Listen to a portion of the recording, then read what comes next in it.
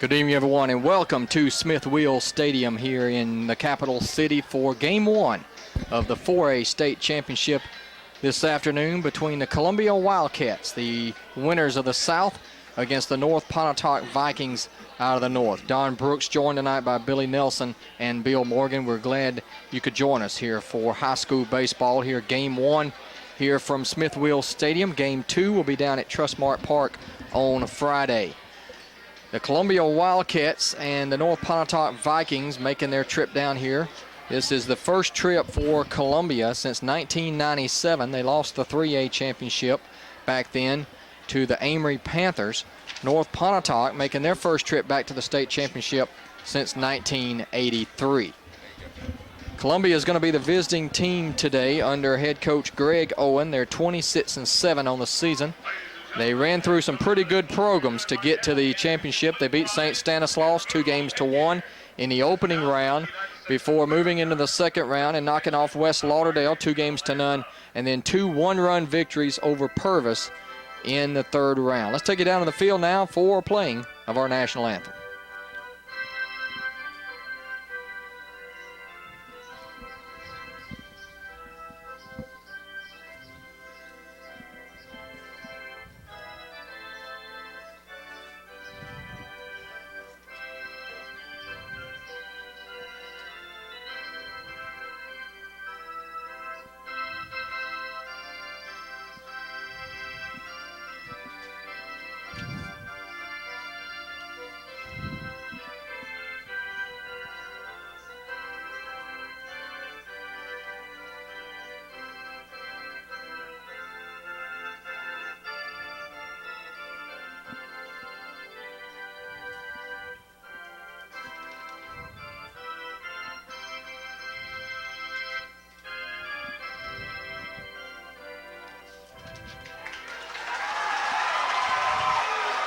That's our national anthem here from Smith Wheel Stadium, which a little unusual for these guys. They'll be playing on artificial turf today all the way around, both the infield as well as the outfield, and also the fake dirt. It's all the way around. We were down on that field earlier, and it's a little bit different for these guys, and so that'll take some getting used to as the Vikings have taken the field to get ready for this one, and we're going to go ahead and take a look at tonight's starting lineup. First of all, for the Wildcats, who will be the visiting team this afternoon. Leading off and playing center field is number 4, Aaron Ellzey.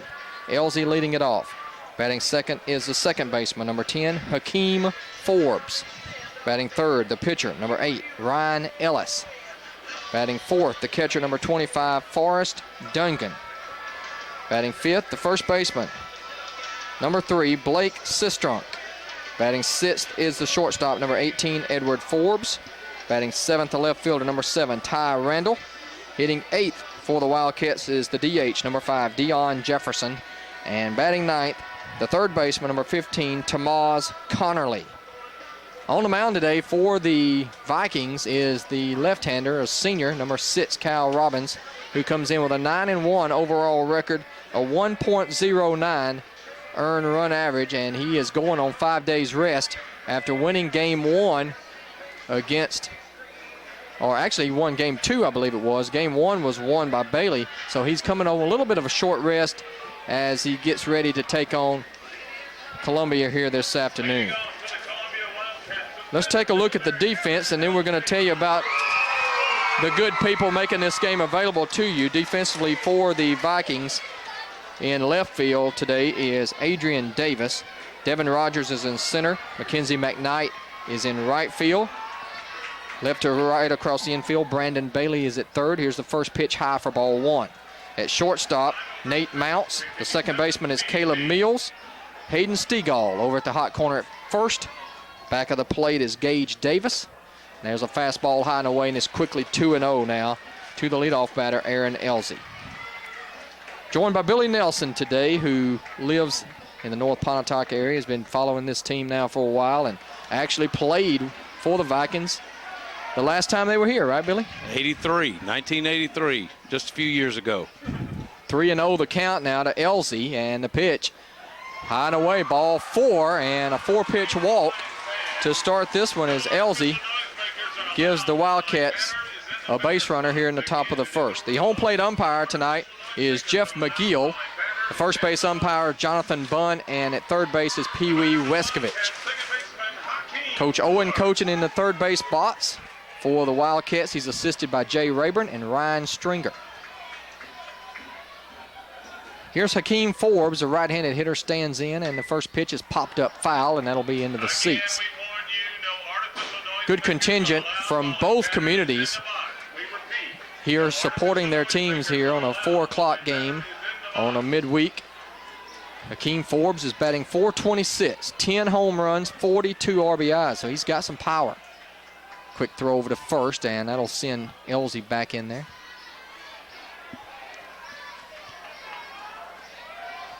Don Robbins did pitch the first game against Amory. Bailey pitched the second, and then Robbins came in the last inning there in the second game. So Robbins is pitching on plenty of rest. Misses away right there, and so far he's been struggling with his command with the strike zone as that pitch was outside, and it's 1 ball and 1 strike now. Robbins has had a tremendous senior season. The lefty will throw to first once again. That'll send Ellzey back. Leadoff walk puts Ellzey at first. Nobody out here in the top of the first. 4:01 to dead center here at Smith Wheels Stadium, so this is a big ballpark. 375 in the gaps and 330 down the line. But if you can get the ball out there in the gaps and allow it to hit that turf, Billy, you're going to see a lot of doubles, a lot of triples. Yes, you're right, in this Don. ballpark. Same way if you wait back on a ground ball on the infield, it'll liable to end up in the outfield. 2 balls and a strike here to Forbes. Here's the pitch. Swing and a miss. Good fastball from Robbins, and the count evens up 2-2. 80 mile an hour on that fastball, Don. North Pontotoc is coached by Chad Anthony. He's in his 8th season. Assisted by Brian Sutton and John Harlow. Both teams wearing blue today, as I'm sure you can tell. Columbia's in their blue tops trimmed in gold, the white pants. And North Pontotoc with the royal blue and the orange trim. Playing pretty much straight away here, and the pitch, a curveball hit high in the air to left field. That should be playable for Davis. And he drifts in a couple of steps, makes the catch, and there's 1 away.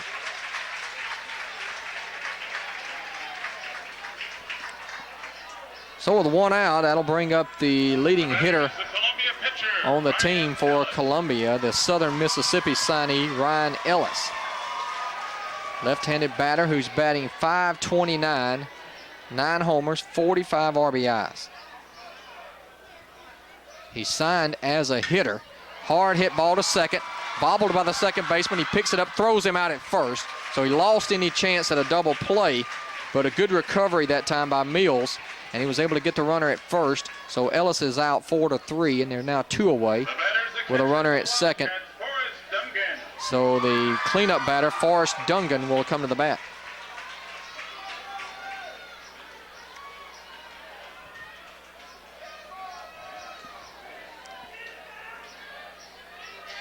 Dungan's hitting .468, 2 homers, 29 RBI, so very high average. Not a lot of home runs for the cleanup man. You know, Don, talking about the artificial turf, I'm not even sure we knew what artificial turf was back in '83. No, I don't think anybody did. Curveball strike over the outside corner. Some of the college football stadiums had it, but as far as high school was concerned, it was not even or really high school baseball or even collegiate baseball. It was never a consideration. Line shot up the middle, that'll score a run. Ellzey comes around third. Here's the throw to the plate, and it's cut off. And Columbia takes a 1-0 lead on an RBI single by Dungan. That's his 30th run batted in of the year. And the Wildcats draw first blood here in the first.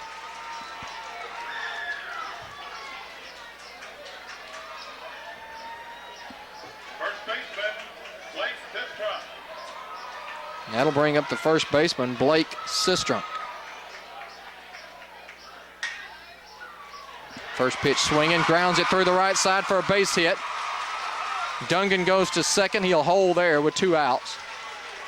Don't want to risk getting thrown out at third with 2 away, and that's the second hit of the inning now For the Wildcats, they're going to send in a courtesy runner, and that is going to be Channing Henry, number 2, a senior who will come in and run. So back-to-back base hits now for the Wildcats. Runners at first and second with 2 outs, and it brings up the shortstop, Edward Forbes.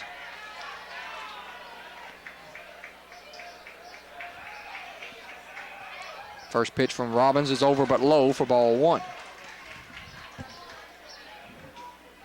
So a leadoff walk, that always seems to come back and haunt you.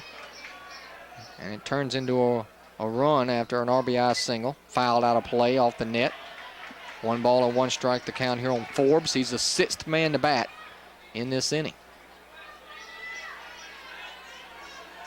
First and second. 2 outs here in the top of the first.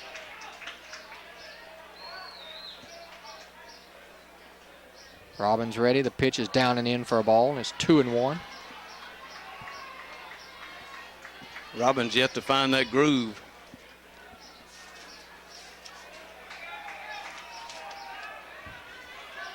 Robbins does have 2 saves on the year as well. This is his 15th appearance. There's a strike over the outside corner, much to the chagrin of the Columbia faithful, and they brought busloads of people up from South Mississippi for this contest today. And a good crowd of North Pontotoc fans down the third base line. Here's the pitch. Fly ball slicing down the right field line and deep. And it's going to be foul, as unable to get to it was the Viking right fielder, that being McKnight. So the count remains 2-2. Robbins has 8 complete games on the year. 3 of those shutouts. 132 strikeouts, 44 walks on the year. No hitter against Pontotoc earlier in the season. There's a shot up the middle, diving effort to no avail by Mounts. That'll score another run. Ball gets away in the outfield. They're going to wave another one around. Here's a throw to the plate, and it's going to be not in time. And it's 3-0 Wildcats. So that's going to be an RBI single for Forbes and an error on North Pontotoc, which allowed the second run to score. So a hit and an error. That's 3 consecutive hits now for Columbia. Forbes picks up an RBI. That is his 41st of the season. Coming in to score was Dungan. And also coming in to score was Sistrunk. Actually, there was a courtesy runner for Dungan that scored, number 2, Henry. But Forbes goes to second on the throw, and he's at second with 2 outs for Randall. And he swings and misses, and it's quickly 0-2 on Randall. .333 average, 1 homer, 12 RBIs.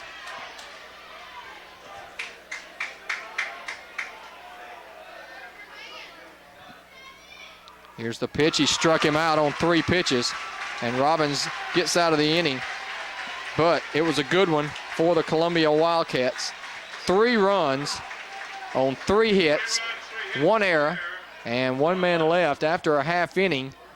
Your score is Columbia 3, North Pontotoc coming to bat. We'll keep it here while we give you the starting lineup now for the Vikings. As we mentioned, 27-5 on the season under head coach Chad Anthony. In his 8th season, he'll start it like this. Leading off and playing shortstop is number 1, Nate Mounts. Mounts leading off for the Vikings. Batting second and playing second base, number 3, Caleb Mills. Batting third, the first baseman, number 9, Hayden Stegall. Batting fourth, the pitcher, number 6, Cal Robbins. Batting fifth and playing center field is number 22, Devin Rogers. Batting sixth, the DH, number 25, Brandon Davis. Batting seventh, the right fielder, number 19, Mackenzie McKnight. Batting eighth, the catcher, number 10, Gage Davis. And batting ninth for the Vikings is the third baseman, number 16, Brandon Bailey. Ryan Ellis, the left-hander, taking his warm-up tosses as he's the starter tonight for the Wildcats. Let's give you their defense. Left to right across the outfield, you have Out in left field is Ty Randall. In center field, Aaron Ellzey. Van Morris is in right field. In the infield, left to right, Tamaz Connerly is at third. Edward Forbes at short. Hakeem Forbes is at second. Blake Sistrunk is at first. And the battery mate is Forrest Dungan. And on the mound, the left-hander Ryan Ellis with a record of 6-3, a 4.19, or pardon me, a 4.10 earned run average. And here come the Vikings as they'll try to answer here in the bottom of the first with Nate Mounts leading it off. Fouled off for strike one. Mounts is hitting .282, 1 home run, 15 RBIs.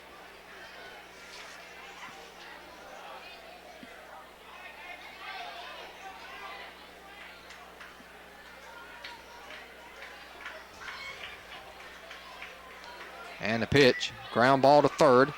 Nice hop over there. Long throw is going to be in time by Connerly. 5-3 for the first out of the inning.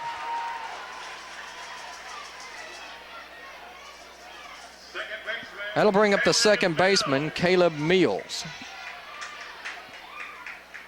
Mills is hitting .288, no homers, 12 runs batted in.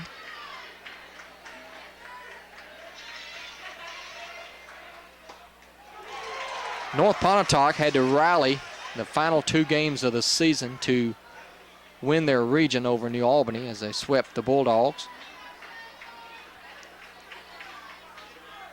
And then got to this point by beating what many people feel like may be the best pitcher in the state, at least in North Mississippi, in Wildcats. They beat him Saturday in Game 2 to sweep Amory after winning the opening game down in Amory 1-0. There's a strike, and it's 1-2 here on Mills. They opened by beating Lafayette in what was a pretty good series, and then knocked off Center Hill before beating Amory in the north half. And there's a hopper to second. Forbes is there. He'll flip to first. There's 2 away.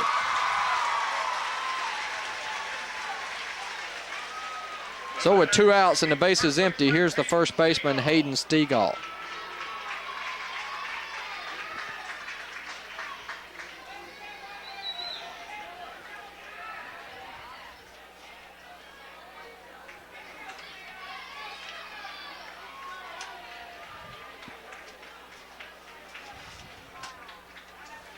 Left-handed batter here.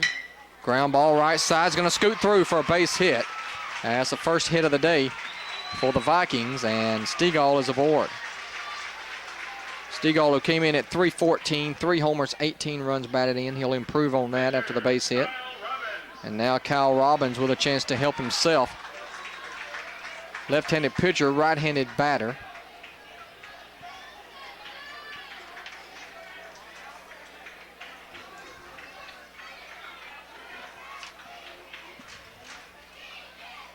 Here's the pitch from Ellis, and a curveball's in there for a strike.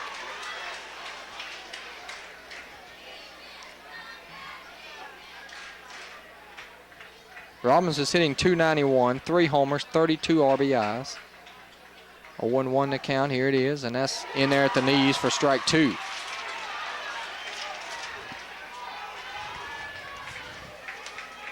Ryan Ellis, the senior. We mentioned he was 6-3 with a save. This is his 13th appearance of the year. And the pitch is high and away for a ball. 1-2 the count. Ellis has struck out 61, walked only 10. Pretty good ratio, 6-1 there. Here's the pitch to Robbins, and he tapped it off his right side. It'll be a foul ball. Count will remain 1-2. Columbia 3, North Pontotoc nothing. We're in the bottom of the first. Game 1 here from Smith Wheel Stadium. Game 2 Friday down at Trustmark Park. Ellis delivers a curveball, a high fly ball down the first base line in foul territory, and a foul ball. Giving chase there was Sistrunk, but it bounced right in front of that fence down the right field line for a foul ball. Count stays 1-2 here on Robbins.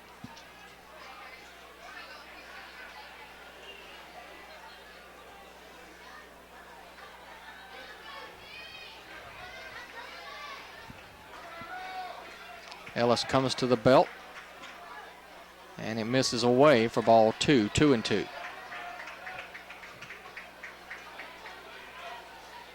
Not much of a breeze blowing today.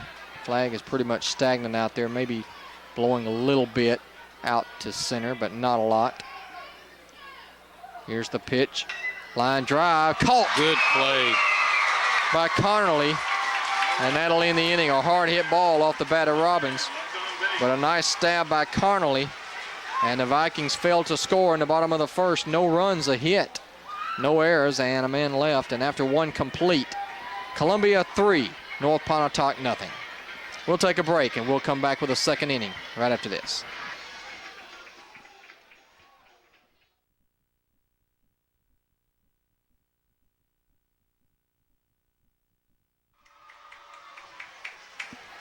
Welcome back, everyone, to Game 1 of the 4A State Championship here today from Smith Wheels Stadium. We want to thank all the supporters from the two schools for allowing us to bring these games to you.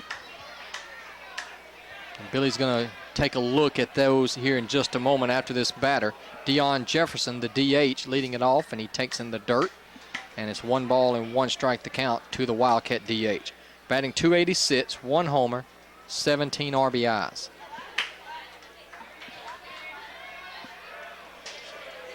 Here's the pitch, high and away for ball 2.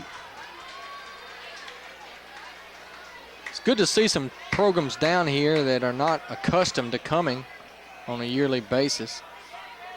Two teams that have really moved to the forefront this particular 2011 season. Been a while since they've been down here. And both teams had to beat some really good programs to get here. Fly ball, hit pretty well to left, going way back over the shoulder, and it's dropped in left field. Heading down to second is Jefferson. And we'll have to see how they score that one. It was a long run out there for the left fielder, Adrian Davis. He got a glove on it, however. They're going to say it's a hit. It'll be a double all the way for Jefferson. And another runner in scoring position now for the Wildcats. That is their 4th hit already against Cal Robbins. And that'll bring up Tamaz Connerly, who might be bunting here, being the number 9 hitter. Try to get that runner over to third. He's swinging away, and he takes a huge cut and comes up empty. Great effort on the part of Davis that time. I thought he got the glove on it, come up with it, but took a hard fall out there on that warning track. Ball really carried well out to left field. And of course, this is a big ballpark. Ground ball to second. He did his job. Bobbled. And that'll be an error on Mills. And that could have been the fact that ball got to him in a hurry off that turf, and he got a nice hop, but Mills unable to glove it cleanly, and it'll be the 2nd error of the night against the Vikings. And it's 1st and 3rd, nobody out for the top of the order.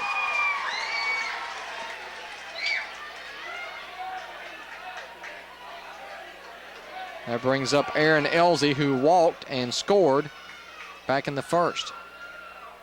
Curveball strike from Robbins. So Billy, again, Robbins having to pitch with runners on base, try to get out of trouble, not let this game get out of hand here early. Something that he hasn't had to do a whole lot this season, so see how he handles the pressure here early in the game. That one's way in the dirt.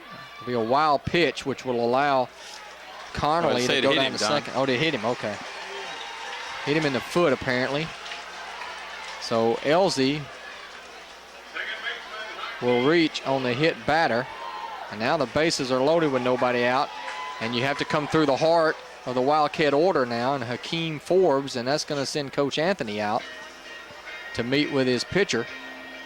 And that'll give us an opportunity to tell you about all the supporters of the two schools that are allowing us to bring these games to you. I want to say thanks to Tracy Robinson, circuit clerk in Pontotoc. Also, Mr. Kenny Roy, Pontotoc County Superintendent of Education. Mr. Stacy Horton, a candidate for Chancery Clerk in Pontotoc. Also, Tracy Davis at Davis Sod Farm. Sheriff Neil Davis. Also Anthony Boy Leith for Supervisor District 2. And also the Columbia High School Booster Club. All helping make this game possible today here at Smith Wills. Well, the meeting's over for Coach Anthony and his senior left-hander, Kyle Robbins, and now he'll have to face Hakeem Forbes. Forbes is 0 for 1. He flied out to left his first time up.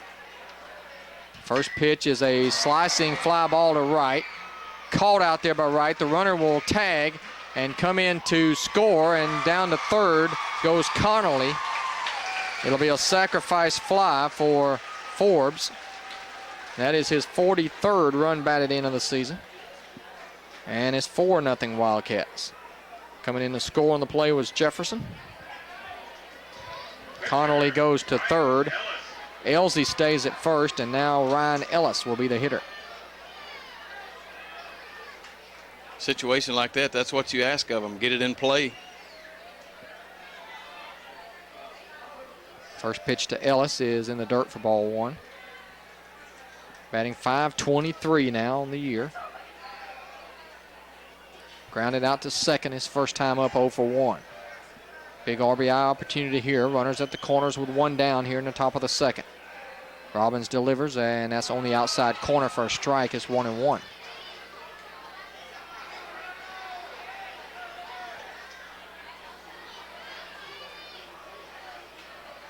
Big open stance for Ellis. Here's the pitch. Laces it in the left center, a base hit. Another run batted in.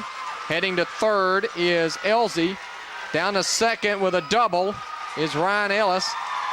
And it's now 5-0 Columbia. That is their 5th hit of the ball game. RBI for Ellis. That'll be his 46th of the year. Connerly scores. And now the batter is Forrest Dungan. They'll get a courtesy runner coming in here for the pitcher, Ryan Ellis. Courtney Forbes coming in to run. Second extra base hit of the inning. Both doubles. The curveball is low for ball one to Forrest Dungan. Dungan had an RBI single back in the first inning and later scored. And he hits a foul ball out of play to the left. 1-1 the count. With that base hit, his average up to .474 now. This is a very good hitting Columbia team, as you have witnessed here in his first inning plus, and a curveball nearly hit Dungan as he spun out of the way, and it's 2 balls and a strike. 2-1 pitch. Slice foul out of play down the left field line.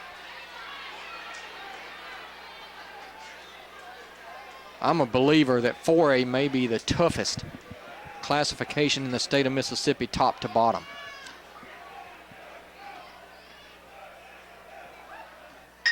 Ground ball up the middle, another base hit as the infield was drawn in. That'll plate 2 more runs, and it is now 7-0 as a throw just late. As 2 more runners score, and Dungan picks up 2 more runs batted in. His second and third of the ball game. And now Sistrunk will be the batter as the runner for Ellzey scored, and the runner for Ellis also scored, that being Courtney Forbes. Pitches high ball 1 to Blake Sistrunk. 6 hits now for the Wildcats. They've taken advantage of the error that kind of opened the door, and there's a pass ball off the mitt of Davis, and down to second, taking a wide turn and going about halfway and stopping is Dungan, and he goes back to second. So another runner in scoring position here for Sistrunk, who singled and scored his first time up. Now batting .391 on the year. This team, Columbia, as a whole, came in batting .377. 379. When I saw that, I thought it was a misprint, but after seeing him here early, I can believe it. Here's the pitch. Ground ball, softly hit to third. Big hop. There's a long throw, and it's in time for the out.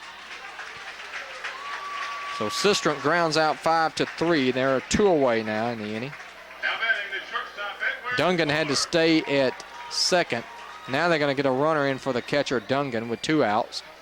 And once again, it'll be Channing Henry. Edward Forbes will come to the plate. He had an RBI single back in the first as well.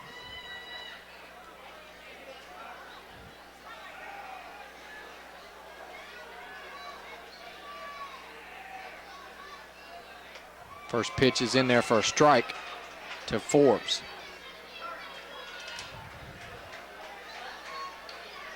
Forbes is batting .310 on the year. Fouled off the end of the bat, and it's 0-2 now to Forbes.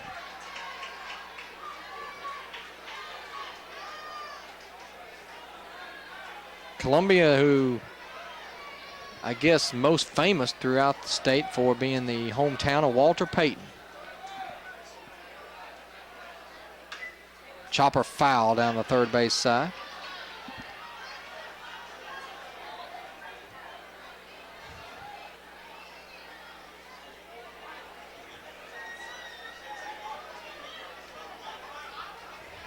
To the count here to Edward Forbes. 7-0 is your score here in the top of the second. It's been all Columbia so far. Curveball, chopper to second, and Mills is there. He'll throw him out, and that'll end the inning. 4-3. Forbes bounces out, but a good inning again for Columbia as they send 8 men to the plate. They score 4 more times, 4 runs on 3 hits, 1 error, and a man left. As we head to the bottom of the second, the Vikings meeting between the dugout and the third base line, hoping to regroup here, trailing 7-0. We'll be back.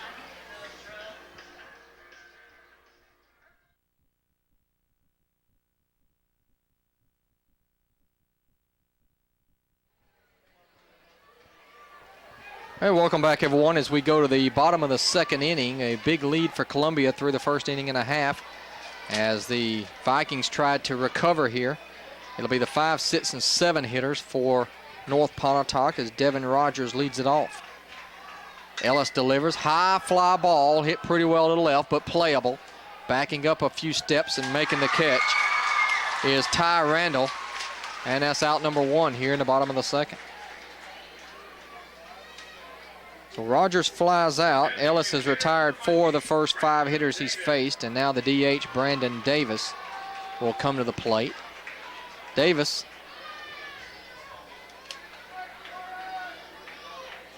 4 home runs, 30 RBIs on the season, takes the first pitch high for ball 1.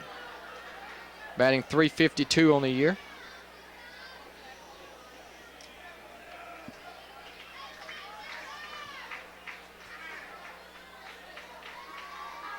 And the pitch from Ellis, another high fly ball to center, but a lot of room out there. Moving over in the left center and making the catch is Ellzey, and quickly 2 down here in the bottom of the second.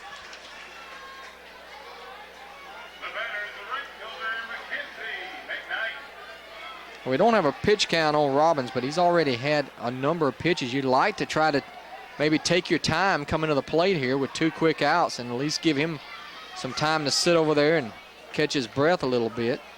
As Mackenzie McKnight comes to the plate, he is hitting .359, 3 homers, 21 runs batted in on the year.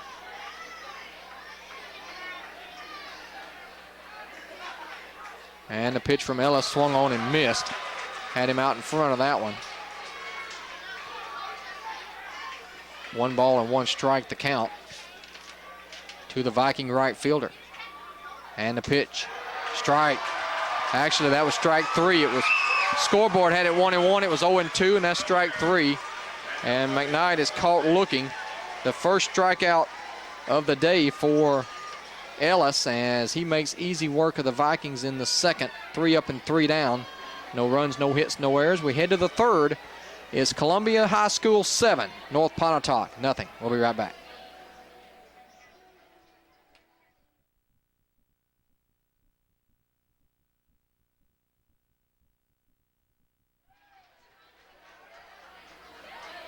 Top of the third inning, a bunt attempt is popped up foul over top of the Good net. hands.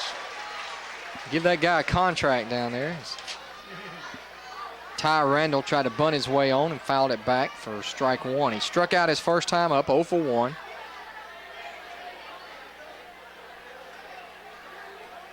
Batting .329 on the year. He takes it high for balls, 1-1.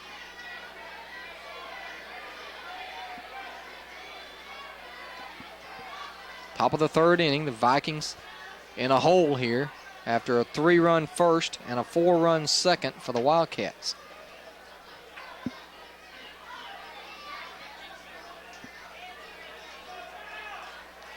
Two balls and a strike, the count now to Randall. The bottom 3 in the order for Columbia. There's a strike over the outside corner, and it evens up 2-2. We'll see if Robbins can give Coach Anthony some quality innings here down the stretch, try to keep Columbia at bay. Swing and a miss there, and he strikes him out for the second time today. Randall strikes out. There's 1 away. Designated hitter, Dion Jefferson.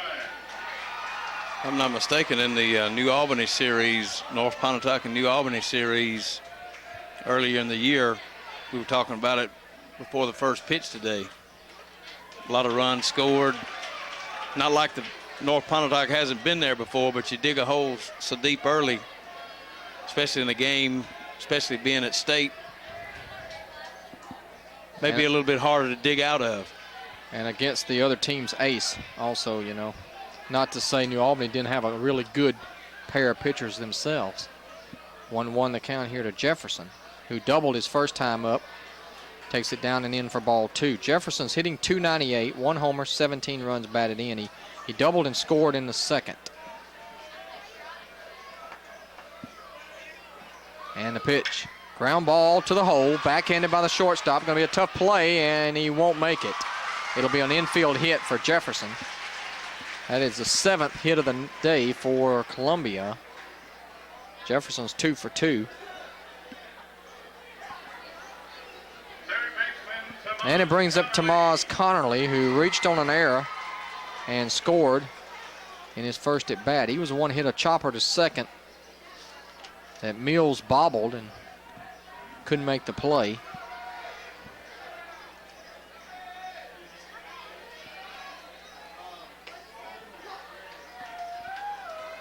First pitch misses for ball 1. 1 out here in the third. Runner at first for the Wildcats. And a pop-up foul out of play. 1 ball, 1 strike the count.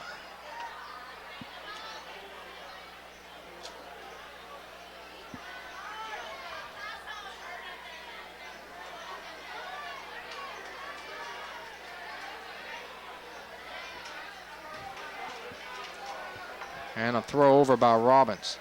Earlier today, it was Taylorsville defeating Mantachi in game 1 of the 2A championship.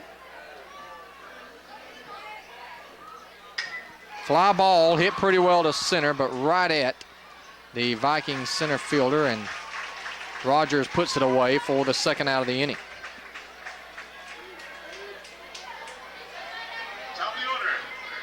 So with 2 down, it brings up Aaron Ellzey. Ellzey has walked and been hit by a pitch. He's been on base both times and scored both times. Batting .407 on the year.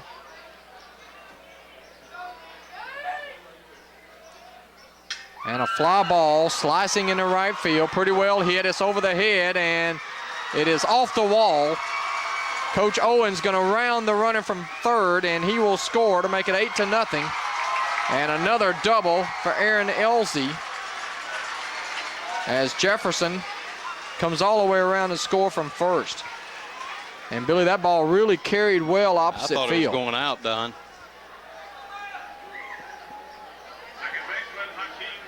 So Ellzey picks up the RBI. That's his 31st of the year. As Jefferson scores, and here's Hakeem Forbes, who is 0 for 1 with a sacrifice fly.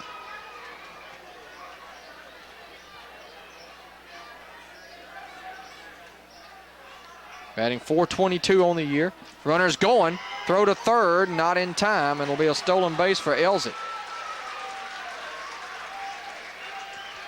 Well, normally with 2 outs, you wouldn't risk getting thrown out at third, but he had such a huge jump against Robbins that it wasn't even close.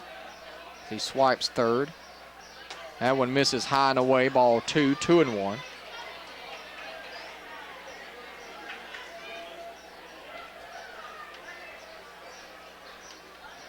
Been all Wildcats here so far, 8-0, top of the third. 8 runs on 8 hits.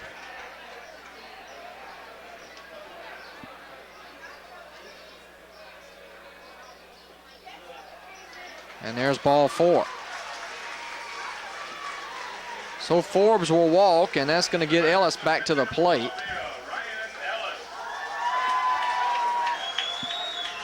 And that's going to send some action down to the bullpen, it appears, for the Vikings. Brandon Davis.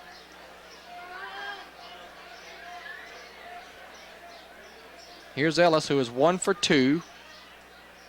He drove in a run with a double in the second. He also scored.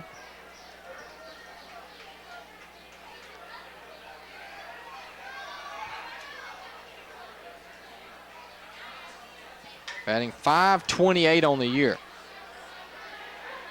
It'll be hard pressed to find a guy in this tournament with a better average than that. He's going to Southern Miss as a hitter, not as a pitcher.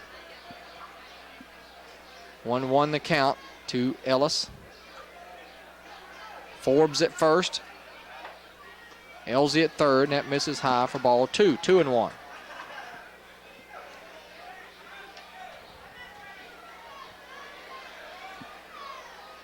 Wildcats 2, or Wildcats 8. Vikings nothing. Ground ball foul down first. 2 balls, 2 strikes the count now.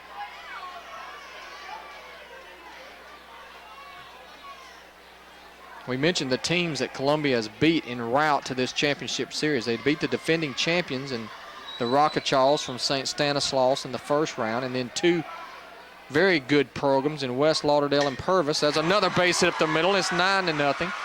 As Ellis gets another RBI. Coming in to score was Ellzey, his 3rd run of the afternoon. Ellis with his 47th run batted in now.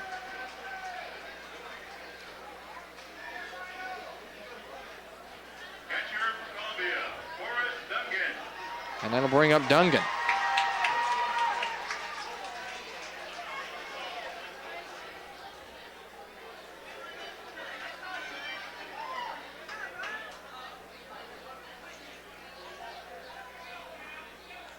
Dungan's 2 for 2. He's driven in 3 already in this game. He's up to 32 runs batted in now on the year. And there's a pickoff play at second. It's close, but back is Forbes.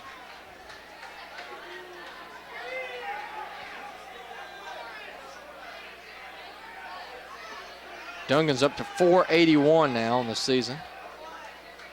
Left-handed hitting catcher. Takes a ball. 1-0 the count.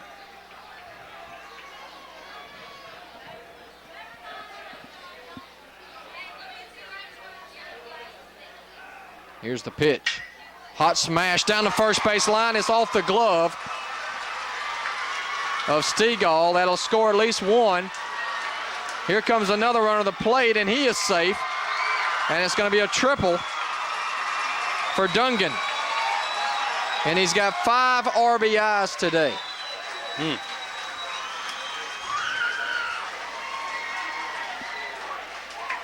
And now North Pontotoc's got to worry about the 10-run rule. They're down 11-0 in this contest. And here goes Coach Anthony out to talk it over with his senior left-hander, who has been hit hard here this afternoon, and I believe that might be it. We're going to have a pitching change. And I believe it's Davis, which will be coming in here with 2 outs in the third. Is Columbia 11, North Pontotoc nothing. We'll be right back.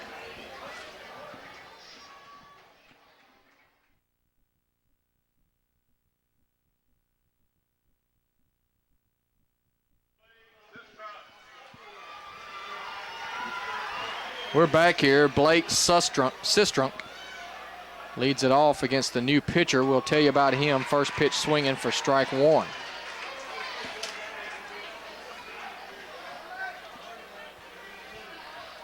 Davis has no record on the year. 0-0. And there's quickly strike 2. He does have a save. This is his 5th appearance. Has not given up an earned run, so he has a 0 earned run average. And he comes in and turns out the lights for this inning as he strikes out Sistrunk. And that'll do it for the 3rd inning, but another 8 men come to the plate for Columbia. They score 4 more times, 4 runs on 4 hits. 4 runs on 4 hits, no errors, and after 2.5, it's all Wildcats. They lead it over North Pontotoc 11-0. We'll be back.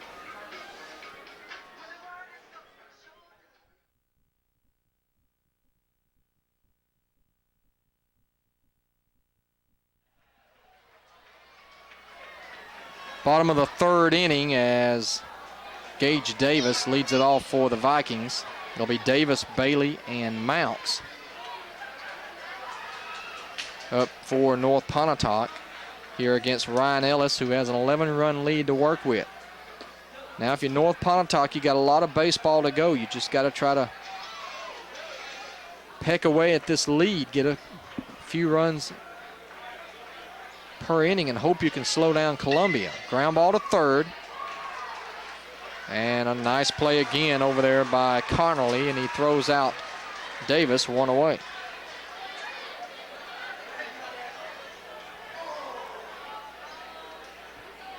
That'll bring up Brandon Bailey. Bailey will be the starter on Friday afternoon in Game 2, we would assume, a 1 o'clock first pitch down at Trustmark Park.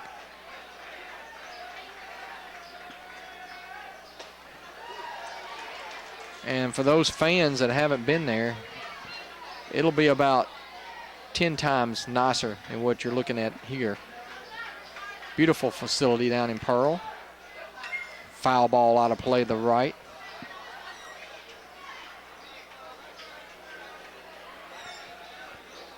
Bailey's hitting .246, 1 homer, 13 RBIs.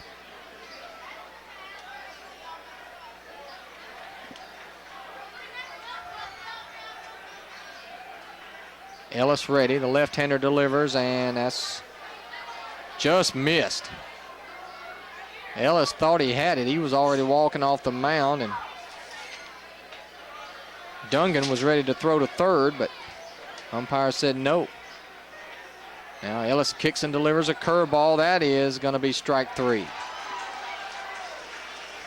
So Bailey strikes out looking, and that is the 2nd strikeout for Ellis. And we'll go back to the top of the order now, and the shortstop, Nate Mounts.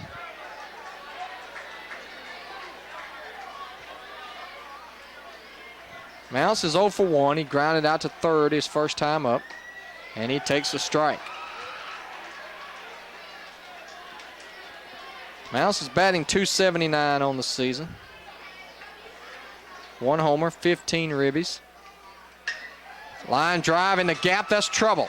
That's going to bounce and be cut off in center by Ellzey, and down to 2nd with a double goes Mounts.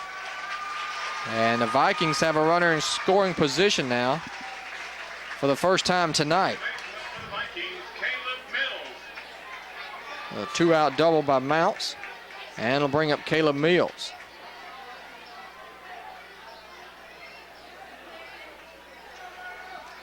Mills grounded out his first time up, 0 for 1. Batting .284 now in the season. And he takes a strike.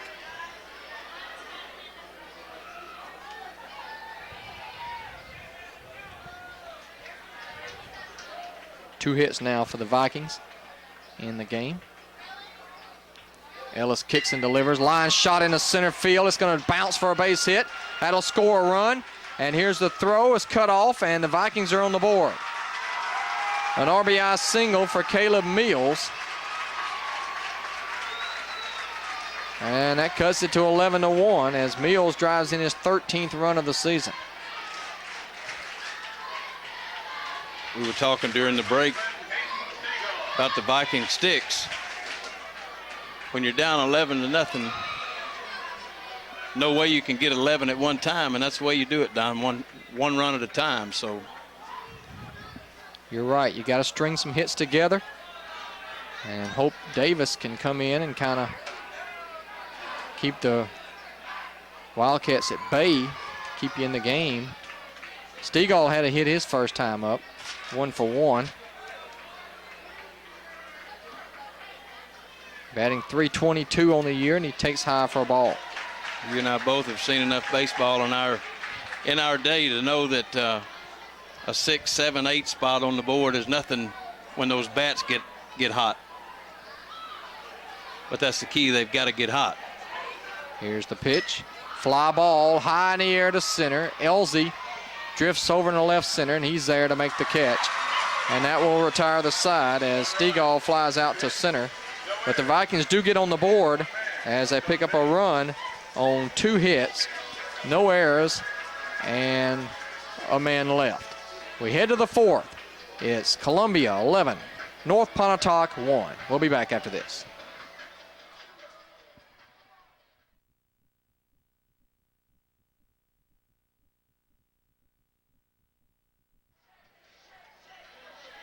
And welcome back to Smith Will Stadium. Columbia with an 11-1 lead over North Pontotoc here as we get started, ready to start the 4th inning of play. I want to thank the following sponsors for making the broadcast possible. Go Vikings, congratulations from Tracy Robinson, circuit clerk in Pontotoc. Also Davis Sod Farm, Tracy Davis and all the folks. Also Sheriff Neil Davis. Anthony Boy Leith for Supervisor District 2. Stacy Horton, candidate for Chancery Clerk. Also Kenny Roy, Pontotoc County Superintendent of Education. And all the fine folks in Columbia, the Columbia High School Booster Club, all making the broadcast possible today. Back to Don. Thank you, Billy, as Brandon Davis with a nice breaking pitch swung on and missed by Edward Forbes. Forbes is 1 for 2 with an RBI. He singled and grounded out. And the pitch is in the dirt for ball 2, 2-1.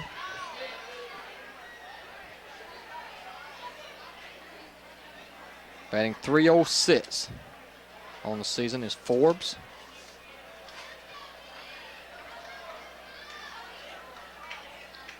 And Billy, I was noticing that Forbes may be a popular name down in Columbia. They have several guys on the roster. I was noticing that myself. That may be the Armstrong, like Calhoun County is the Armstrongs. Swing and a miss. Nice pitch by Davis, and he has come in and struck out 2 in a row. 1 down here in the 4th. So that brings up Ty Randall, who has struck out twice tonight. He's 0 for 2.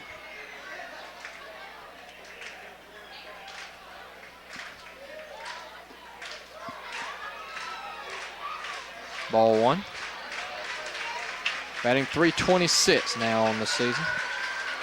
The Armstrongs and the Spearmans and the Judons and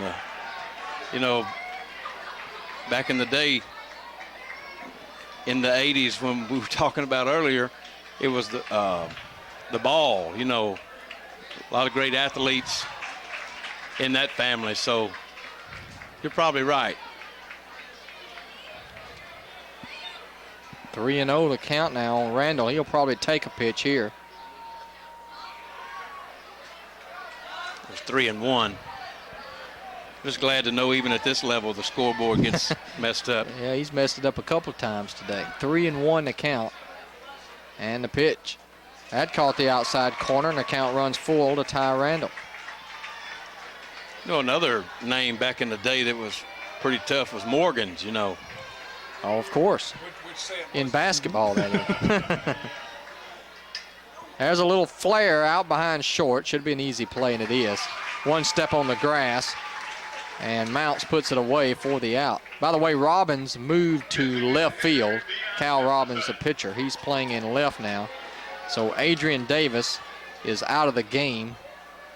Everybody's still batting in their same order. Brandon Davis is the pitcher now instead of the DH. 2 down, and the curveball misses for ball 1 to Dion Jefferson, who's 2 for 2, and he scored both times. Great hospitality here at the state tournament. Ground ball hit to short, charging, and Mounts throws to first for the out. And finally, a 1-2-3 inning for the Vikings, and that's what they needed to try to get back into this contest. 6-3 on the ground out, and that will end the inning. Here in the 4th, we're halfway home.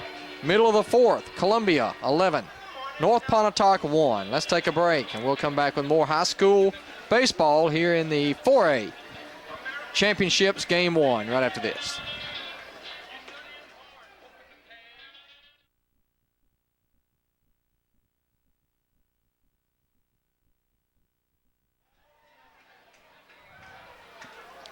Bottom of the 4th inning here for the Vikings. Don Brooks alongside Billy Nelson and Bill Morgan here from Smith Wheel Stadium.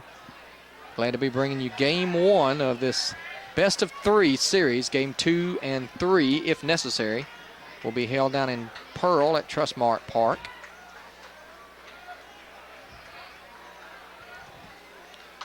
Ground ball hit softly foul down the third base line. Billy, I think the last time you and I were here back in 05, calling the game for 2 different teams. Yes, we were.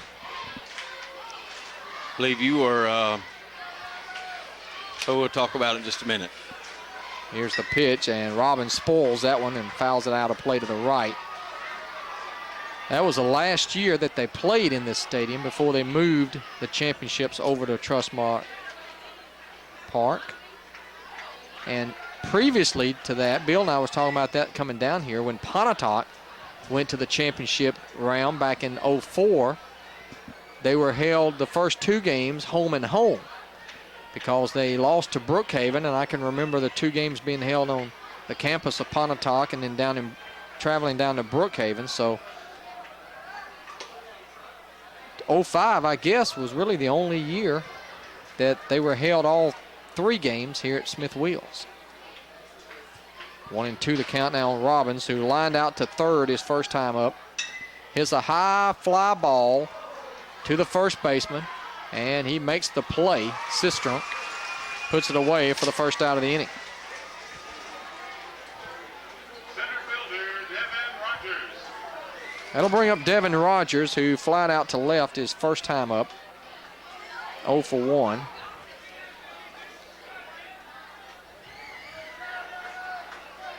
.354 average on the season. Speaking of pedal, they're back in the championship again this year. Coach Larry Watkins, line shot off the glove, but he recovers and throws him out 5-3. As Connerly's been busy down at the hot corner, and he's done a good job. 2 outs. Larry Watkins of pedal has got his team back in the championship again, taking on Tupelo, who had what was an incredible series against Madison Central. All 3 games going to extra innings. And Tupelo pulling it out in that final game down in Madison. That should be a good series in 6A. Now the pitcher, Brandon Davis, who is 0 for 1, a fly out to center.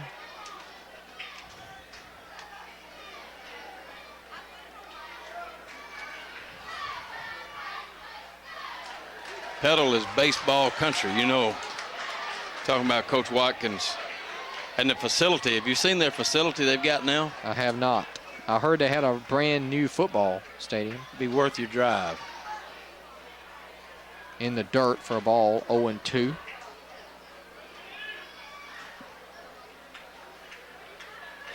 Good baseball down in that area.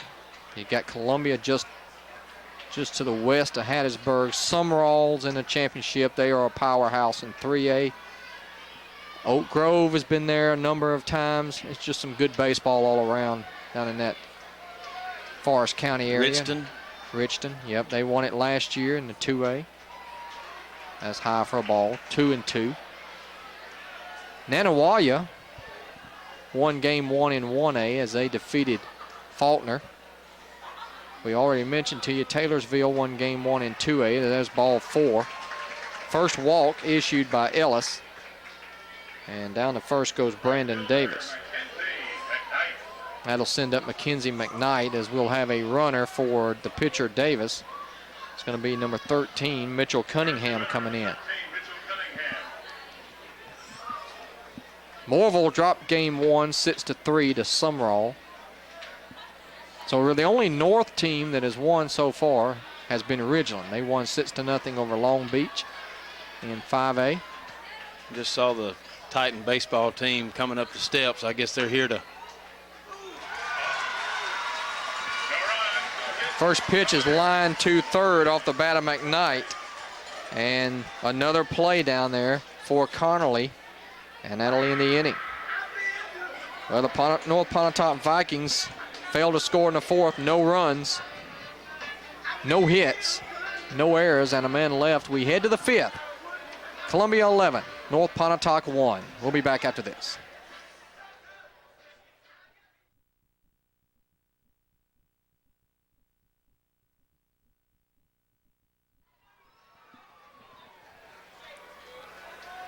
Top of the fifth inning here from Smith Wheels Stadium on another gorgeous afternoon. Couldn't have asked for a better day. Temperatures in the low 70s here for this state playoff game. It was a little chilly back on Monday night when I was doing a North half game. So the weather has really warmed up. One more game tonight, we mentioned, between Tupelo and Petal. Then they'll start on the game 2s tomorrow. Curveball strike in there from Davis to Tamaz Connerly, who is 0 for 2. He reached on an error and scored and flat out to center. Batting .253 now in the year.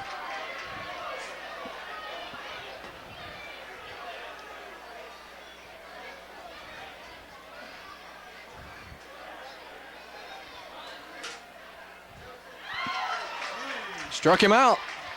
Davis has come in and been quite effective for Coach Anthony. That is his third strikeout since entering in the third inning. So Connerly strikes out. Back to the top of the order now.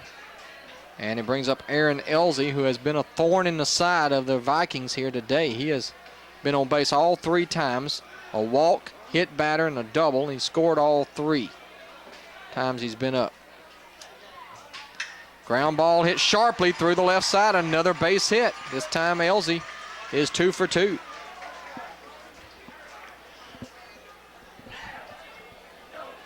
So he's been on base now 4 times in the game. His second hit. First hit off of Davis. 11 hits in the game now for the Wildcats. And it brings up Hakeem Forbes. And Hakeem hits a little floater out to second. That'll be caught. Flip back to first. Not in time. Ooh. Bang, bang. Ellzey didn't really get back in a hurry. It didn't appear. He kind of, I think, nonchalantly went in there.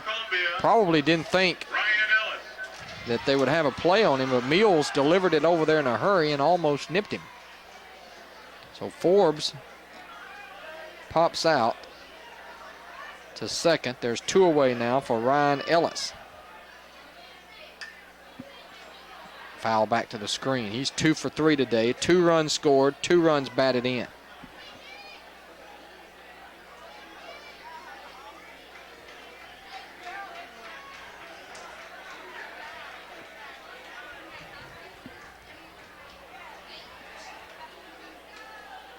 Ellis has raised his average now up to 533.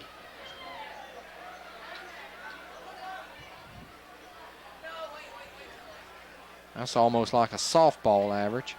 Outside for a ball. 2-1 to count.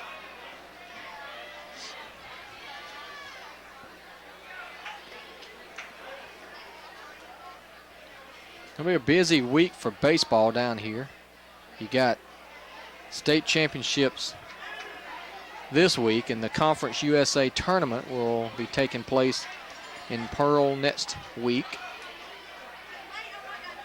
Southern Mississippi, the host school in that one. There's a strike on the outside corner, and it's now a full count to Ryan Ellis. So that means Ellzey will be off with the pitch with 2 outs and a full count. Davis looks in. There goes a runner. The pitch, a hot smash to second. Mills is there, and he throws to first to end the inning. So the Wildcats fail to score in the 5th. No runs, a hit, no errors, and a man left. We go to the bottom of the 5th with the Vikings needing at least 1 run to keep this one alive. 11-1 Columbia. We'll be right back.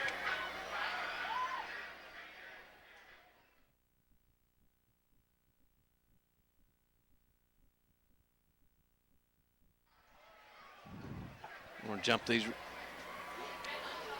Bottom of the 5th inning, and once again, let us tell you about all those supporters of Columbia and North Pontotoc making this game possible for you, Billy. Tracy Robinson, Circuit Clerk in Pontotoc. Also, Mr. Kenny Roy, Pontotoc County Superintendent of Education. Stacy Horton, candidate for Chancery Clerk in Pontotoc. Tracy Davis and all the folks at Davis Sod Farm. Ground ball to short. Long throw by Forbes, and he made a nice one for the first out. Also, you've got Sheriff Neil Davis. You've got Anthony Boy Leith for Supervisor District 2 in Pontotoc, and also the fine folks of the Columbia High School Booster Club. That's going to bring up Brandon Bailey, who is 0 for 1, struck out looking his first time up. Batting .243 now on the campaign.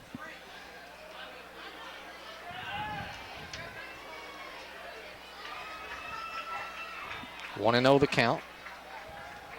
Ellis kicks and delivers and misses high and away. You got to figure if Ellis could close it out right here. He's not made a lot of pitches. He could probably be available come Saturday if necessary. High fly ball deep to left center. Going way back is Ellzey. He's not, or did he make the catch? Yes. Yes, awesome play on the part of Ellzey. That draws a huge celebratory round of applause from the Wildcat faithful that you see down below us. That was a heck of a play, sliding out there on the warning track. Aaron Ellzey able to haul that one in, and now the Vikings are down to their last out. Don, that was hit about, what, 360 at least? That one's probably gone up in that crew. High ball 1 to Mounts, who is 1 for 2 with a double, and he scored the only Viking run tonight. And he's trying to keep it alive here. Batting .287 on the year.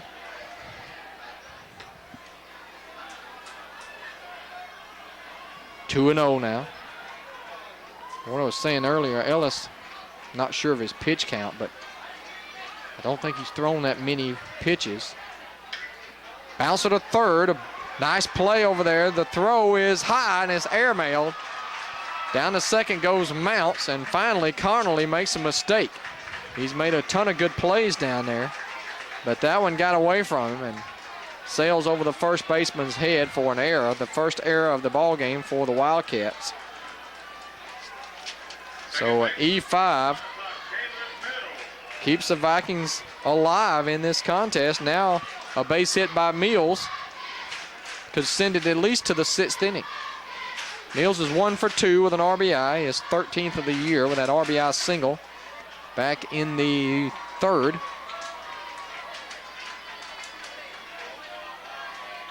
Batting .293 now in the year. And the pitch, curveball, down and in for ball 1. This game only about an hour and 15 minutes in so far.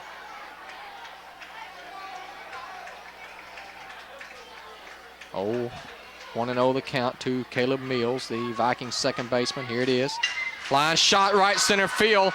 That's going to probably play to run. Here's the throw to the plate, and it's not in time, and it's 11-2.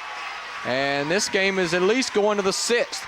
So the Vikings keep it alive with an unearned run here in the bottom of the 5th inning as Mills, for the second time tonight, delivers with an RBI single. And like you said earlier, at least get a little momentum carrying in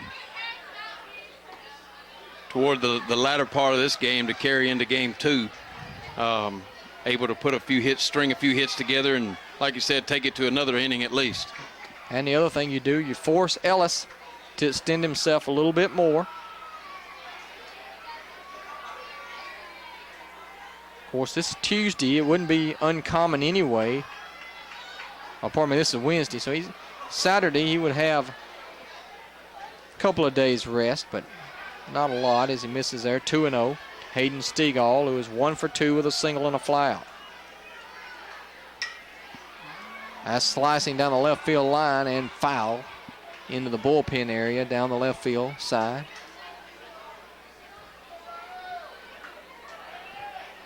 Speaking of pedal earlier, looks like they're down in the bullpen area, loosening up as they get ready for the nightcap here tonight. Billy, I haven't seen Tupelo out here yet. They're not sure they're here. Coach Enos may have his team back relaxing a little bit. It's still a long time before that 7 o'clock game. And they could blend in with this Columbia crowd, you know, the same colors. That's true. Pitches outside for a ball. It's now 3-1 to Hayden Stegall. Mills at first.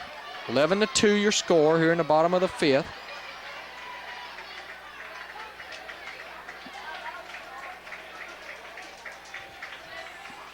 And Stegall swings and strikes out, and that will end the inning.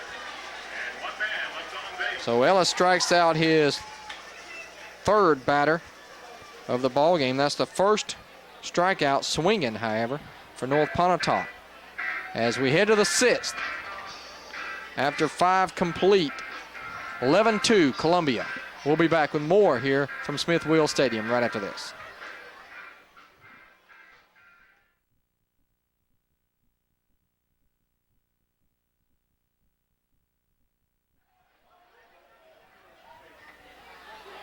Welcome you back here to Smith Wheel Stadium here in the capital city of Jackson. This is the home of the Belhaven Blazers, the team that occupies Smith Wheels now. They used to play years ago. You had the Jackson Mets, the Jackson Generals at one time.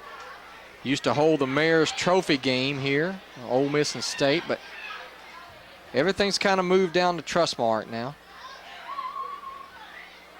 Here's Dungan, who's had an incredible game already. He's 3 for 3, 5 RBIs. He scored a run.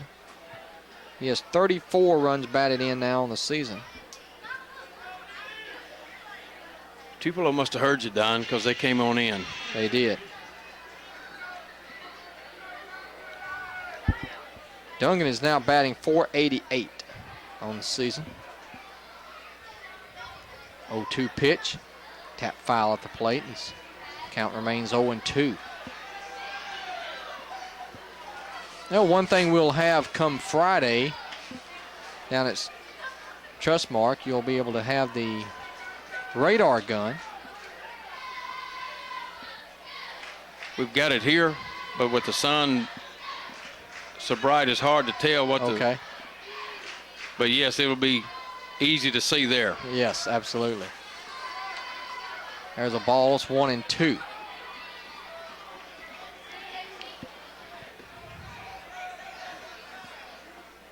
Here's the pitch. Outside for a ball.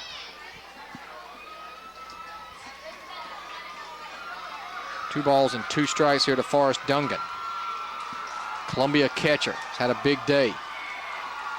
And he lines it down the left field line. That's trouble. It's down for a base hit. He's going to hit the bag at first, head to second, And that's a double for Dungan. All he lacks now is a home run for the cycle. 2 singles, a triple, and a double. And another runner in scoring position for the Wildcats. Second hit off of Davis. 12 overall now for the Wildcats. And we'll get a runner. Henry's going to come in to run for Dungan. That ball's got to look like a beach ball right now coming up there to Dungan. He is just pounding the baseball. Here's Blake Sistrunk, who would try to move that runner to third with only 1 out, and he takes high ball 1. Sistrunk is 1 for 3. A single, a run scored. He grounded to third and struck out.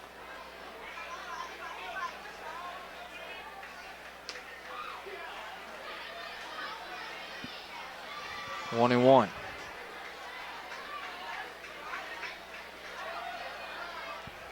Now batting .382 on the season. Here's the pitch from Davis. A line drive right center. That's down for a base hit. That's going to score Henry. The ball's going to roll all the way to the wall. Sistrunk is going to hit the bag at second. He rounds and heads to third with a stand-up triple.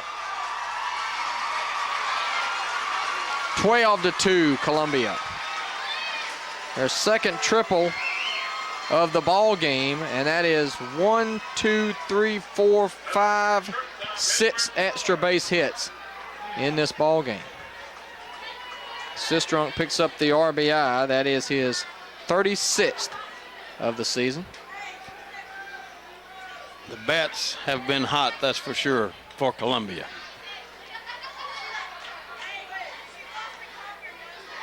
And the batter will be Edward Forbes. 1 for 3, a single, ground out, strikeout.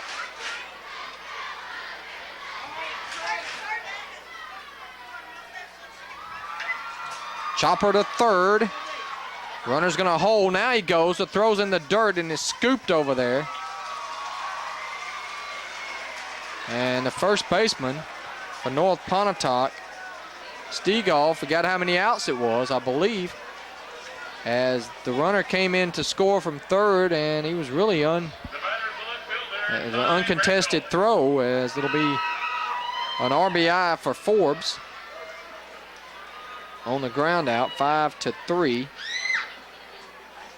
Sistrunk scores, and the bases are now empty with 1 out for Ty Randall. 0 for 3.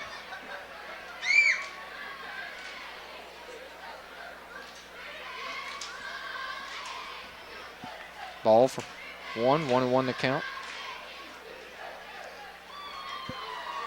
Stegall may have been thinking, boy, we've been out here long enough. Let's take it to the dugout. Randall batting .322 now on the year. Takes a ball there. It's 2 balls and a strike.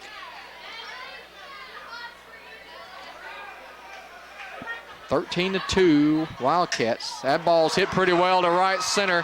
Way back, it's going to be all the way to the wall, over the head of McKnight. That's going to be another triple. And Randall joins the party with his first hit of the game. And now Columbia is starting to find the range against Brandon Davis. That's 3 hits in the inning, all extra base hits. 14 hits overall. Umpires having a meeting. Now they call the home plate umpire out. This game, they may be discussing supper. You think, Don? Could be. I don't know if it got under.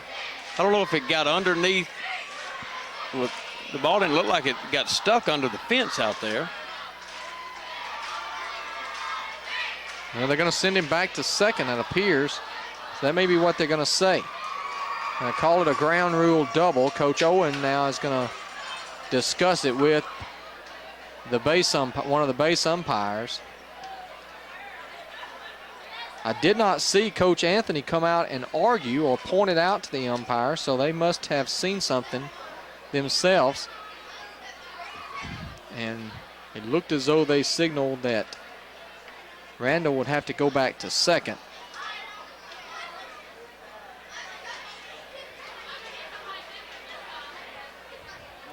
They're still discussing it down the third base line. Where Dion Jefferson will be coming to the plate. He is going to go back to second. So it'll be a double for Randall instead of a triple. Still only one out. And here's Dion Jefferson, who's 2 for 3. A double, a single, a ground out. He's scored twice. He's batting .305 on the season.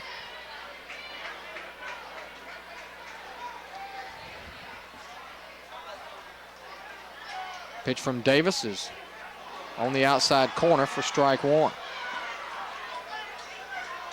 Well, if Davis can hold the Wildcats for the remainder of this inning, it'll be another situation where North Pontotoc will need at least 2 runs. Well, Randall just took third on a curveball, which is kind of goes against the norm of baseball etiquette to steal with 11-run lead, but I guess he felt like, if you're going to give it to me, I'll take it, as Davis never even looked at him at second. Now it's going to force North Pontotoc to bring the infield in. 1 ball and 2 strikes here to Dion Jefferson.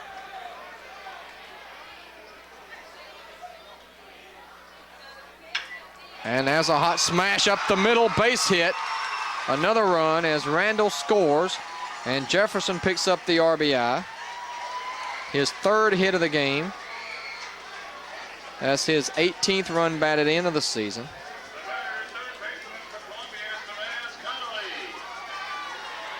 The old saying, hitting is contagious. You've seen it here today. So it's now 14-2 for Tamaz Connerly, who is 0 for 3, and a quick throw back to first, not in time. 1-0 the count to Connerly.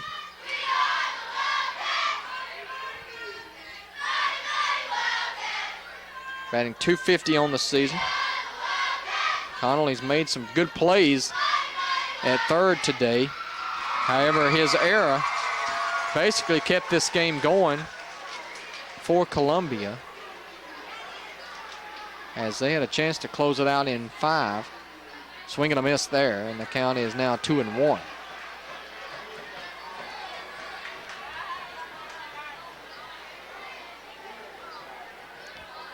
$15 hit attack today for the Wildcats. 4 hits in this inning. Did see the radar on that one, Don. Davis has been around 70 on that fastball. Well, it might have taken Columbia a little bit of time to adjust to the slower pitching from what they saw from Robbins, but they have done so, at least in this inning. They have hit the ball sharply. Here's the pitch, and that's going to be fouled out of play into the seats. Got a fan down there talking on his cell phone, and all he did was duck out of the way and keep on talking. No effort to catch that one. There's a ground ball to third. Throw to second. That's going to be 1, and that's all they'll get. Mills couldn't get it out of his glove, but a good play down at third that time by Bailey. The ball was hit right down the line. Bailey gets the lead runner 5-4 for the force out. So Connerly is at first with 2 outs, and back to the top of the order now, and Aaron Ellzey. Ellzey has not been out in this game. He is 2 for 2, walked, hit by a pitch, doubled, singled. He's raised his average to .419 on the year. There goes a runner, curveball. They're going to be safe at second. Another stolen base for Connerly. One thing you left off of Ellzey's resume, the outstanding catch in center field, sliding into the wall. He has scored 3 runs. He's done it all, like you said. Fly ball to right, that should end the inning. And over a step from the line is McKnight to put it away for the first time tonight. He is retired, but another big inning for the Wildcats as they put 3 more runs on the board, 4 hits, and left. Go to the bottom of the 6th. Vikings need at least keep it going. 14-2 Columbia. We'll be back.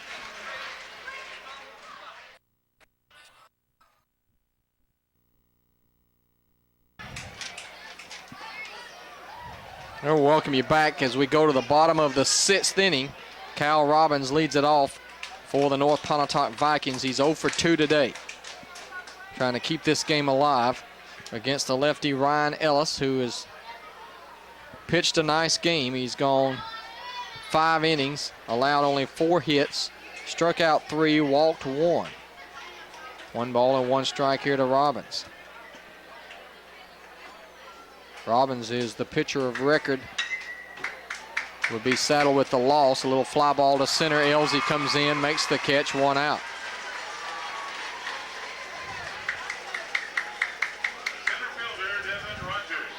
Well, Billy Coach Owen told me before the game that since they've been on a winning streak, they've won 6 in a row in the playoffs. They've been eating at Chick-fil-A before every game, so I would think Chick-fil-A will be getting a visit come Friday. Yeah. Baseball players, very superstitious bunch. The Oxford Chargers this year, I followed them. They got into, all of them were drinking Peach Crush, the drink of choice of Bill Morgan. It's not broke, don't fix it, so look out Chick-fil-A. Rogers 0 for 2. Ground ball to short. Forbes throws over, and it's in time, and there's 2 away. Rogers grounds out 6-3, and that'll leave it up to Brandon Davis.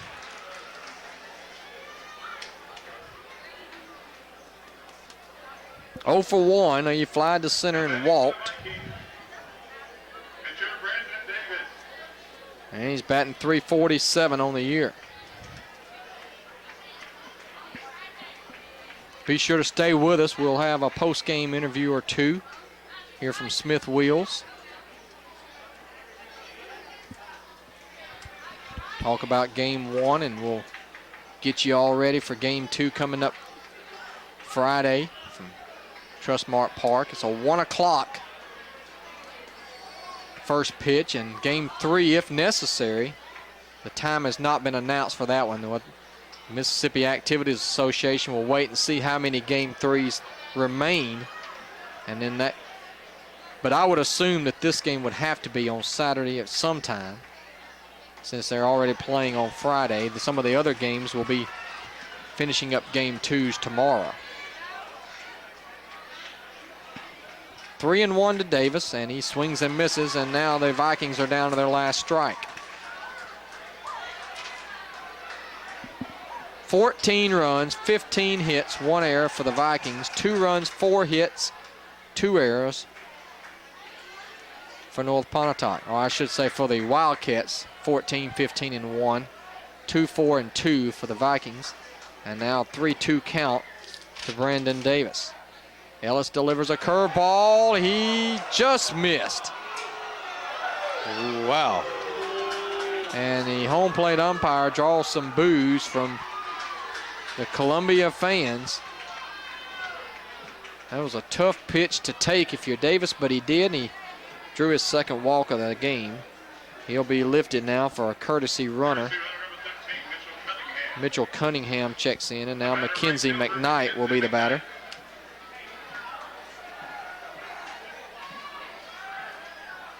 He's batting .350 on the season. 3 homers, 21 runs batted in. First pitch misses, ball 1.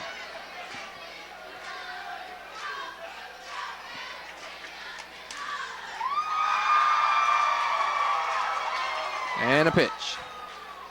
Misses low, ball 2, 2-0.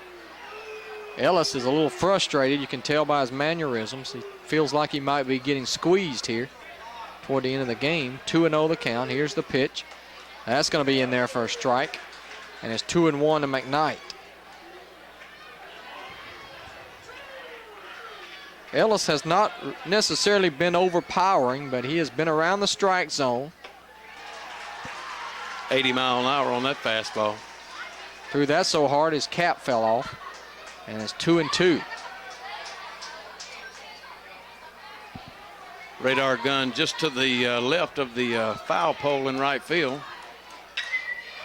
There's a line drive and a base hit off the bat of McKnight. It's going to roll to the gap. Here comes the runner at second, the Cunningham, and Cunningham stops at third. No reason to gamble here. He'll stop at third, and now the number 8 hitter, Gage Davis, will try to keep it alive. A double for McKnight. That's 5 hits in the game for the Vikings. And McKnight will bat. He is 0 for 2 with a couple of ground outs. A grounder to third and a grounder to short. And the pitching coach will come out and talk here for the Wildcats as he wants to see how Ryan Ellis feels. I want to thank all of our sponsors making the broadcast possible today. It's Tracy Robinson, circuit clerk in Pontotoc. Also Mr. Kenny Roy, Pontotoc County Superintendent of Education. Stacy Horton, candidate for Chantry clerk in Pontotoc. Davis Sod Farm, Mr. Tracy Davis. Also Sheriff Neil Davis. Anthony Boy Leith for Supervisor District 2 Pontotoc. And the Booster Club at Columbia High School.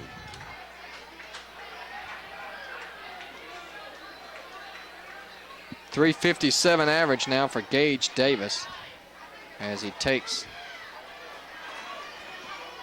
ball 1, 1-0 the count to the Viking catcher. Ellis delivers outside corner, strike 1, 1-1. 81 mile an hour on that fastball.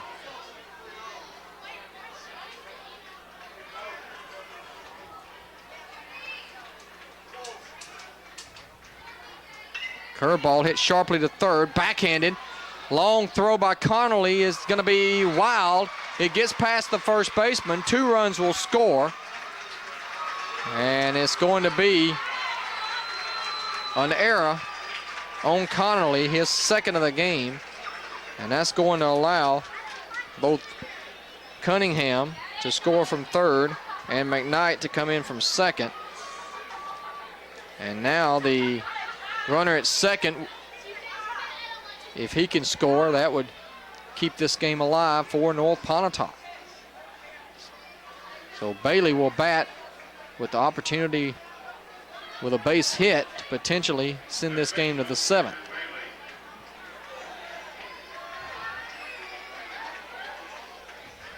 I believe that's Bray in to run. Here's Bailey, 0 for 2, a strikeout and a flyout, and he takes high ball 1.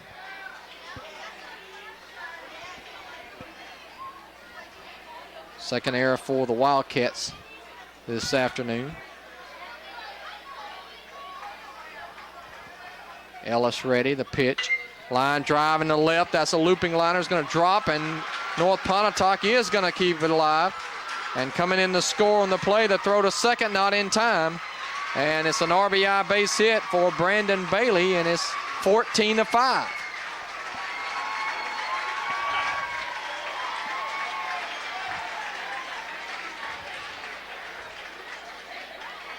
So Bailey picks up his 14th RBI of the season. And back to the top of the order now, Nate Mounts. So for the second time in today's games, an error by Connerly keeps the game alive for North Pontotoc. Ground ball to Connerly again. This time he gloves cleanly. Long throw is in time to get Mounts. And that ends the inning. But the Vikings do what they have to do to force another inning. 3 runs in the inning. 3 runs on 2 hits, 1 error, and a man left. And after 6 complete here from Smith Wheel Stadium, it's Columbia 14 North Pontotoc 5. Let's take a break, and we'll come back right after this.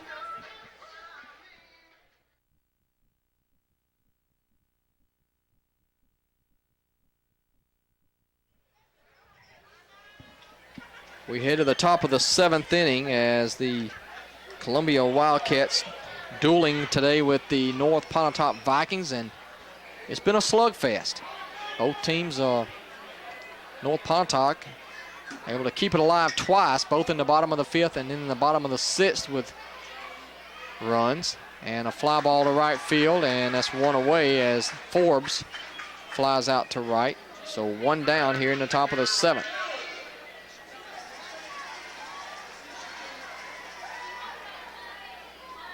That brings up Ryan Ellis, who is 2 for 4.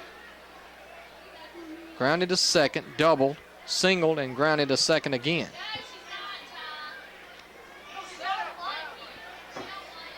.527 average for Mr. Ellis. He was trying to win his 7th game of the year on the mound. 1 ball and 1 strike now to Brandon Davis, who, if nothing else in this series, has given Coach Chad Anthony some innings, kept everybody else fresh. He's come in and he's given up some runs, 3 runs in fact, on 5 hits, but has done a pretty good job for the most part. And the pitch hit him that time. And down to first goes Ellis. So with 1 away and a runner at first, here comes the guy that has done it offensively today for Columbia. 5 runs batted in, 4 for 4. He scored 2 runs.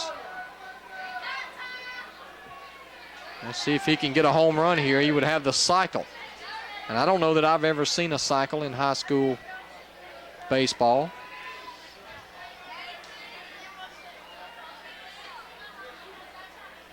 With those 4 hits today, he is now batting .455 on the season. Wow.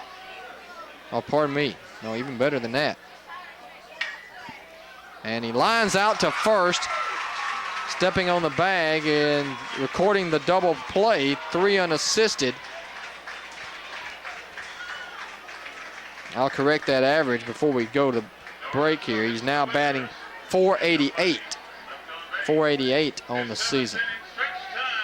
We head to the bottom of the 7th as no runs, no hits, no errors. After 6.5, it's 14-5 Columbia. We'll be back right after this.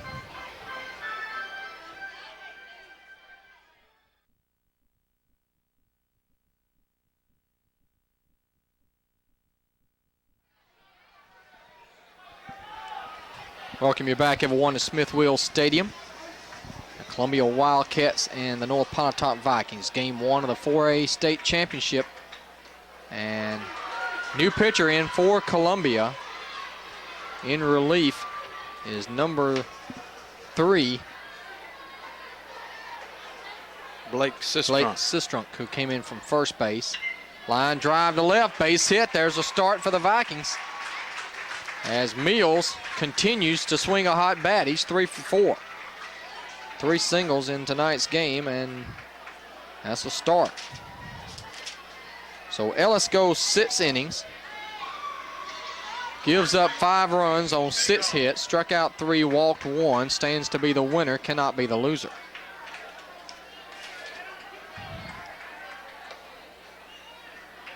And now the batter is Hayden Stegall.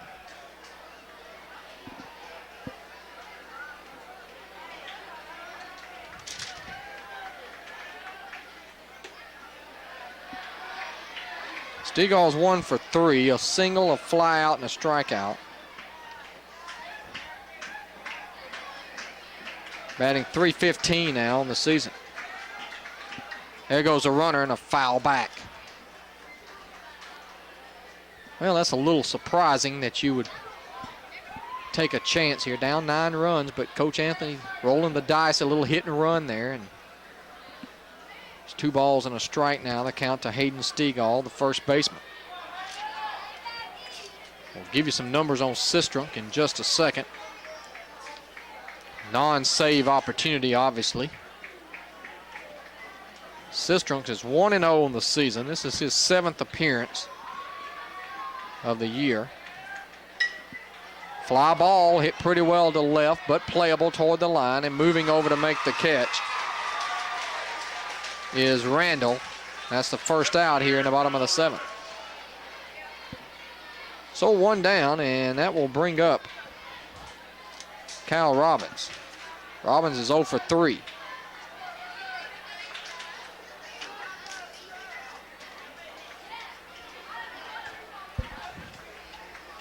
Batting .281 on the year.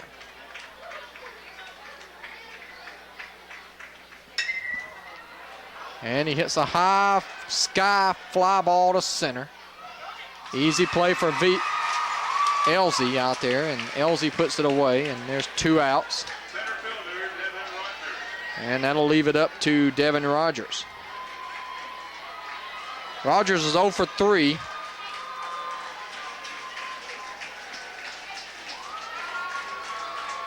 Batting .345 on the year.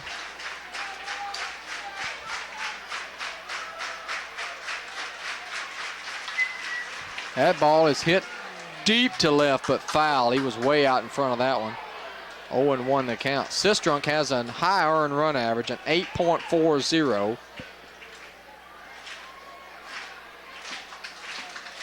He's pitched in 11 2/3 innings this year. Struck out 20, walked 13. He started 7 games for this club, so, oh, pardon me, he started 1 game. The rest of them have been in relief. There's a high fly ball to center. Ellzey's going to put it away, and you can wrap this one up in blue and gold as the Columbia Wildcats take game 1 over the North Pontotoc Vikings by the final score of 14-5. And we'll come back to wrap it up here from Smith Wheels, and we'll have a couple of interviews here on the postgame show right after this.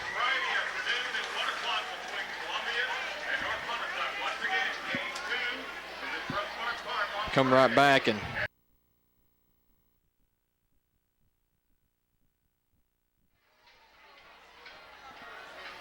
Columbia High School takes game 1 here today in the 4A championships. Game 2 coming up Friday at 1 o'clock. We'll have that game for you as well. Our player of the game today is Forrest Dungan, the catcher for the Wildcats. He was 4 for 5, 5 RBIs, 2 runs scored, and now has 34 runs batted in on the season. A tremendous day for Dungan. You also can tip your hat to a couple of other guys that were very instrumental in the victory today. And Ryan Ellis, who got the victory on the mound, was also 2 for 4 at the plate. And Aaron Ellzey, who was on base 4 of the 5 times he came up, scored 3 times, had an incredible catch out in left center field as Ryan Ellis picks up the win. He's now 7-4 on the season. Kyle Robbins takes only his 2nd loss of the year. He drops to 9-2. And Billy, this was a game where right out of the gate, Columbia came with the bats warming. They swung the ball well. They were aggressive. They hit the ball hard against Robbins, frustrated him from the very beginning with a 3-run first, a 4-run second, and really North Pontotoc just dug themselves a hole that was too difficult to get out of. Yes, they did, and not only a 4-run second, but a 4-run third, and then added 3 in the 6th as icing on the cake. You got to give the Vikings credit for twice they could have been run ruled, but due to an error both times, as you mentioned, they kept coming back, dug themselves out a little bit, maybe enough for momentum coming into game 2 Friday. But like I said, hats off to Columbia. I mean, when they say hitting is contagious, they showed you that here this afternoon at Smith Wheels. 14 runs, 15 hits on the day for the Wildcats as they go on to win it on the day by the final score of 14-5. That's going to do it for us from up top. We're going to take a break, and we'll come back down on the field Well, we'll catch up with Coach Greg Owen and also hopefully Forrest Dungan, our player of the game. So don't go away. Stay with us.